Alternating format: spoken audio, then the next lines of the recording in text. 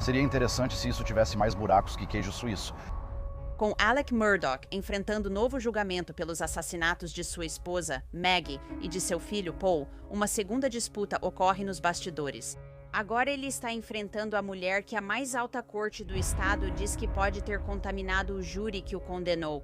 E isso muda tudo. Eu vou explicar. Eu sou Annette Levy e este é o Law and Crime.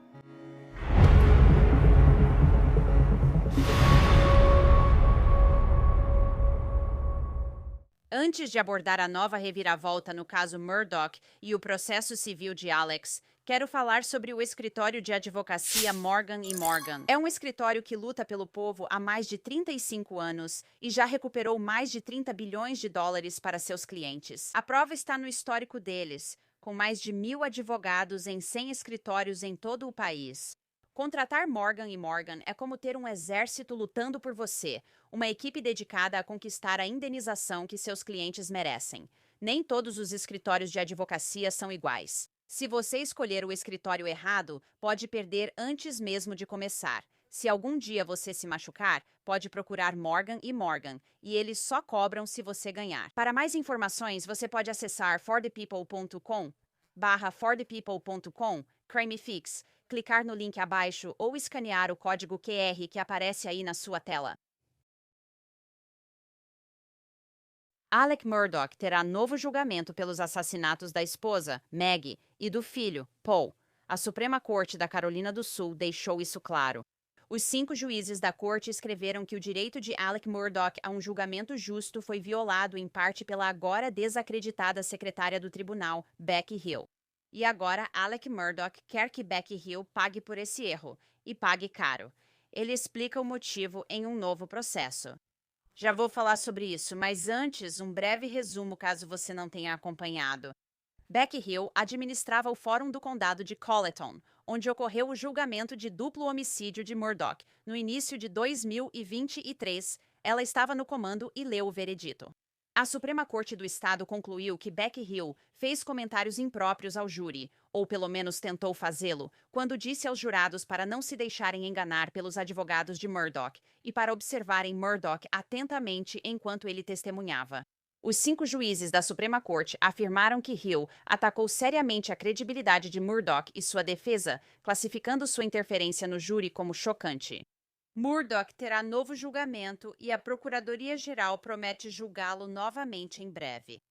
Bem, obviamente estamos desapontados e discordamos da decisão do tribunal, mas respeitamos o tribunal e respeitamos o processo. E você sabe, eu faço isso há muito tempo. É lamentável. Mas você sabe, é só sacudir a poeira e Ir lá e fazer o trabalho de novo. E é isso que planejamos fazer. neste momento, ainda podemos potencialmente pedir reconsideração, podemos potencialmente pedir certiorari à Suprema Corte dos Estados Unidos e vamos, você sabe, discutir isso internamente um pouco. Acho que agora, do meu ponto de vista, nosso objetivo é retomar isso e conseguir o mais rápido possível dentro do razoável. Acho que vamos buscar um momento no outono ou antes do fim do ano, mas claro, conversaremos com o juiz designado. A defesa vai ter sua própria posição sobre isso e no final das contas o juiz vai decidir, sabe, qual data será marcada. Perguntei também a Crichton Waters, principal promotor dos casos Murdaugh, como a Suprema Corte Estadual avaliou a tentativa de manipulação do júri por Becky Hill. Mas ele e seus promotores não fizeram isso no caso de Hill, que mais tarde foi acusada de perjúrio e má conduta no exercício de cargo público. Ela se declarou culpada dessas acusações. O perjúrio ocorreu porque ela, desobedecendo uma ordem judicial, colocou imagens da cena do crime sob sigilo que tentávamos proteger, permitindo que a mídia as fotografasse. Por isso foi acusada. E deixe-me ser claro, nunca dissemos que a conduta de Becky estava certa ou algo do tipo. O que dissemos ao tribunal, e isso também foi o que o juiz Tolle concluiu após entrevistar e realizar aquela audiência com todos os jurados, foi que esses comentários não foram suficientes para influenciar esse júri. E, novamente, nosso argumento foi que, após 6 semanas de julgamento, o juiz Newman Ali, 75 testemunhas, 550 provas, a equipe de acusação, a equipe de defesa, todas essas evidências, alguns comentários impróprios da escrivã, simplesmente não mudaram o resultado.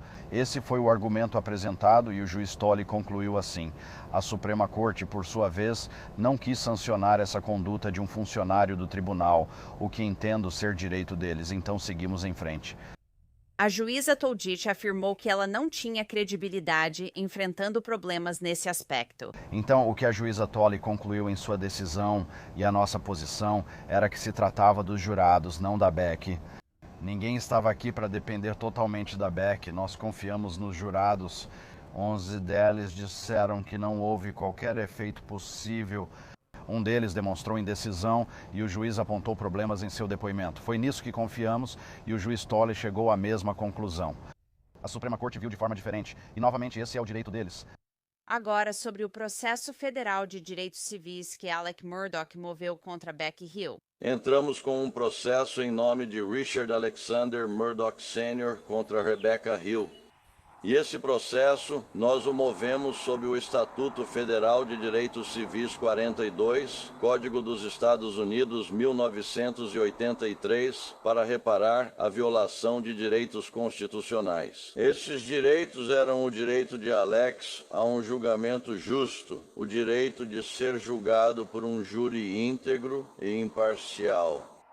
Com a decisão da Suprema Corte da Carolina do Sul, isso foi julgado como uma questão de lei estadual, que ela privou Alec de seus direitos constitucionais, privou ele do direito a um julgamento justo, e como resultado teremos que fazer tudo de novo, o que ninguém quer fazer. O processo federal alega manipulação do júri por Becky Hill e afirma que Alec Murdaugh gastou os $600 mil que tinha de contas de aposentadoria em sua defesa no julgamento por assassinato. Murdaugh está processando Hill por esse valor e possivelmente até mais. Os danos que alegamos incluem os mais de $600 mil que foram gastos no primeiro julgamento e outros danos compensatórios. Agora, deixe-me ser claro.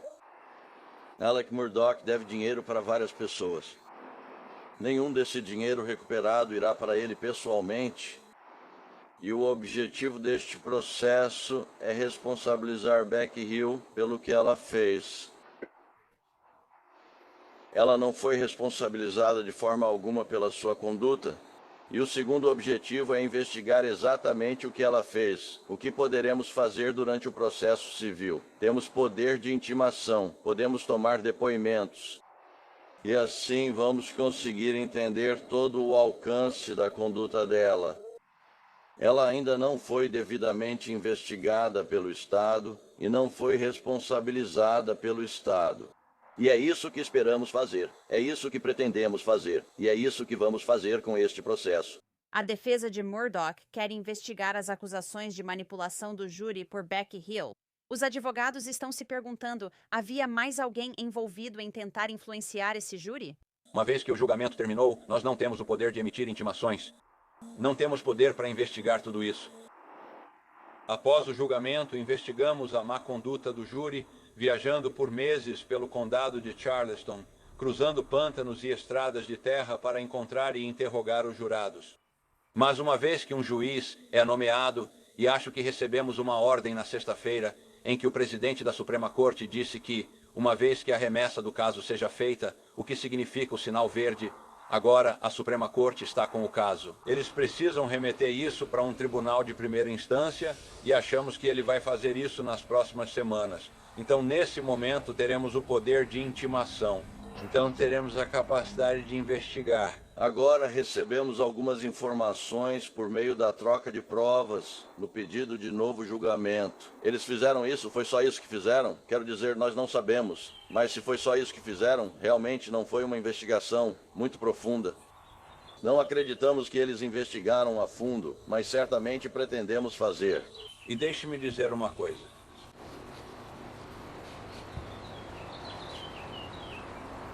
Isso também foi um pedido baseado na Lei de Acesso à Informação, entregue à Sweat para obter informações adicionais. Nós também vimos isso.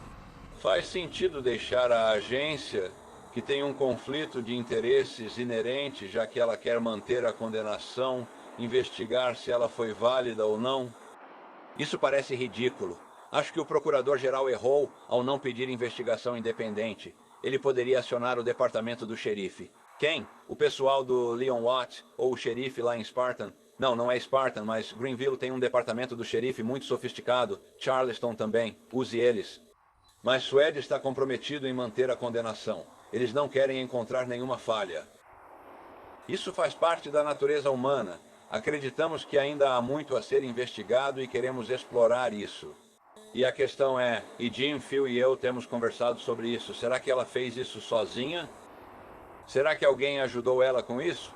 E se você estivesse sentado na sala dos juízes, como nós estávamos, quando ela trouxe informações sobre a jurada que você chamaria de mulher dos ovos, nós chamamos de Mira Crosby.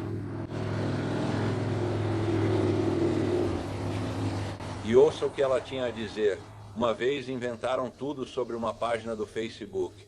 Na segunda vez, inexplicavelmente, um e-mail anônimo chegou ao juiz. Não fomos informados disso. A Procuradoria-Geral e Sweat investigaram sem nossa participação. Sem nenhum tipo de proteção nisso. Mas quero dizer, podem nos chamar de ingênuos porque realmente fomos. Nós não pressionamos sobre isso. E hoje, olhando para trás, em retrospecto, deveríamos ter feito isso. Talvez devêssemos ter sido mais agressivos, mas não conseguiríamos lidar com esse argumento antes. Agora vamos conseguir? Uma das áreas que os advogados de Murdoch dizem querer investigar é o que realmente estava por trás desse esforço para remover a jurada conhecida como a Senhora dos Ovos, a jurada 785 Mira Crosby. Mas temos muitas perguntas que gostaríamos que fossem respondidas. Será que ela agiu sozinha? Ela estava fazendo isso só, sabe, pela fama, pelo fascínio da fama, que claramente a atraía. E vou te dizer, essa remoção da jurada conhecida como Senhora dos Ovos é muito suspeita. E isso não fazia parte do caso. Incluímos isso na queixa e apontamos todas as inconsistências do que ela disse. De acordo com o juiz Newman, que a mulher dos ovos, o ex-marido da senhorita Crosby, havia postado algo no Facebook, que agora sabemos que foi uma mentira descarada ou alguém mentiu para ela. Quero dizer, não faz sentido. O advogado de Mira Crosby, Joe McCullough, pediu a um juiz que suspenda as ordens de sigilo sobre o material relacionado à investigação de manipulação do júri para que o SLED possa liberar o material para ele. Neste momento, os advogados de Becky Hill ainda não responderam ao processo, que acabou de ser protocolado. Não se sabe onde ou quando será o novo julgamento de Alec Murdaugh. A defesa diz que quer o novo julgamento de Murdaugh no próximo ano, mas o Estado quer que ele ocorra ainda este ano, se possível. A equipe de Murdaugh diz que recebeu novas evidências desde o primeiro julgamento. Eles ainda planejam explorar outras informações. Bem, nós destacamos durante o último julgamento que eles encontraram um DNA masculino de um homem desconhecido, que não tem relação com nenhum Murdaugh ou com qualquer membro da família de Maggie, debaixo da unha dela. Isso, você sabe, não foi realmente investigado. Pedimos que investigassem isso antes do último julgamento. Não temos esse DNA, então nada podemos fazer. Talvez possamos, com um novo caso, voltar à estaca zero, ir e pedir uma ordem ao tribunal para obrigá-los a enviar isso para o CODIS. CODIS é o Banco de Dados Nacional de DNA. Então, quero dizer, se estivéssemos no comando e tivéssemos as instalações, o laboratório forense que o SLED tem, e tivéssemos a capacidade de obter mandados de busca, teríamos feito as coisas de forma muito diferente e de maneira mais rápida. Muita oportunidade foi perdida, e isso é lamentável. John, nós conseguimos muitas informações. Pessoas estão lá fora trabalhando de graça pelo Alec, como nós, e descobriram coisas bem interessantes. E eles entregaram uma quantidade significativa disso para a SLED. Vamos ficar curiosos para ver se a SLED fez algo com isso ou vai fazer algo com isso. O procurador-geral da Carolina do Sul, Alan Wilson, disse que a pena de morte pode voltar a ser considerada para Alec Murdaugh em um novo julgamento, o que irritou os advogados de defesa de Murdaugh. Ele claramente não fala com os advogados do próprio escritório. Ele deve estar ouvindo seus consultores políticos que sugeriram essa frase para sua campanha de governador. A lei é clara ao afirmar que ele não pode buscar a pena de morte se isso for resultado de uma persecução penal retaliatória. É isso, e aqui está a pergunta. O que ele sabe hoje que não sabia há 5 anos? Por que ele diz que buscará a pena de morte? Existe alguma nova evidência? Então, estamos um pouco cansados disso e vimos esse processo desde o início desse caso, onde Alan Wilson faz política em vez de agir como promotor. Ele tem ótimos advogados em sua equipe. Ele deveria ouvi-los, confiar no julgamento deles. Coincidentemente, ele não investigou a tentativa de manipulação do júri de Becky Hill. Vamos explicar um processo civil em 1 minuto. Mas claramente a lei diz que quem manipula o júri ou tenta manipular o júri é culpado de um crime. As constatações do juiz Tolley foram claras. Becky Hill tentou. A Suprema Corte semana passada, Becky Hill tentou. Então, por favor, Alan, concentre-se no seu trabalho e não na política. Em resposta, Alan Wilson emitiu a seguinte declaração: este caso está sendo tratado exatamente como deveria, como um novo julgamento. Todas as opções legais estão sendo consideradas e essas discussões estão acontecendo como devem acontecer, com os promotores e funcionários dedicados dentro do gabinete do procurador-geral, e não como parte de algum aparato de campanha. Em 2022, as realidades legais e práticas em torno da pena de morte eram muito diferentes. A Carolina do Sul não havia realizado uma execução em mais de uma década. Isso mudou, e esse é um dos vários fatores que agora precisam ser considerados à medida que avançamos.